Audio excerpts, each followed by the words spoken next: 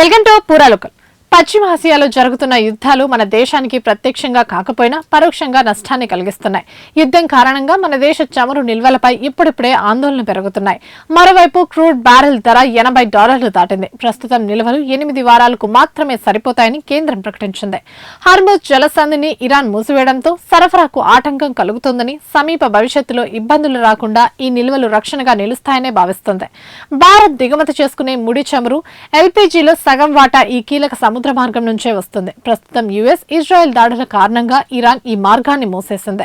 ఇక్కడ ట్యాంకర్ల రాకపోకలు నిలిచిపోవడంతో బీమా సంస్థలు తమ సేవలను ఉపసంహరించుకుంటున్నాయి. ఈ పరిస్థితిని చమురు మంత్రిత్వ శాఖ గంటకు పర్యవేక్షిస్తుంది. మంగళూరు, పాడూరు, విశాఖపట్నంలోని భూగర్భ వ్యూహాత్మక చమురు నిల్వ కేంద్రాల్లో సుమారు 100 మిలియన్ బ్యారెల చమురు అందుబాటులో ఉంది. పైప్ లైన్లు, ఓడల్లో ఉన్న నిల్వలు మరో 25 రోజులకు సరిపోతాయి.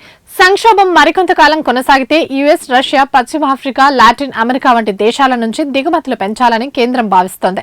మన దేశం ఏప్రిల్ 2025 నుంచి జనవరి 2026 వరకు 206.3 మిలియన్ టన్నుల చమురు దిగుమతి కోసం $100.4 బిలియన్ ఖర్చు చేసింది. మరోవైపు ఇండియాకు ఇబ్బందులు వస్తే తాము ఆదుకుంటామని రష్యా ప్రకటించింది. అయితే అక్కడి నుంచి చమురు కొనుగోలు పెంచడంపై కేంద్రం తర్జన భర్జన పడుతోంది. యుఎస్ తో కుదుర్చుకున్న తాత్కాలిక వాణిజ్య ఒప్పందం ప్రకారం రష్యా నుంచి కొనుగోలు తగ్గించాలి. లేకపోతే యుఎస్ సుంకాలు తిరిగి పెరిగే అవకాశం కూడా ఉంది. రష్యా చమురును భారీగా కొనుగోలు చేయడం వల్ల ఇంధన ధరలు నియంత్రణలో ఉంటాయి, కానీ అంతర్జాతీయ దౌత్య సంబంధాలపై ఒత్తిడి కూడా పెరుగుతుంది.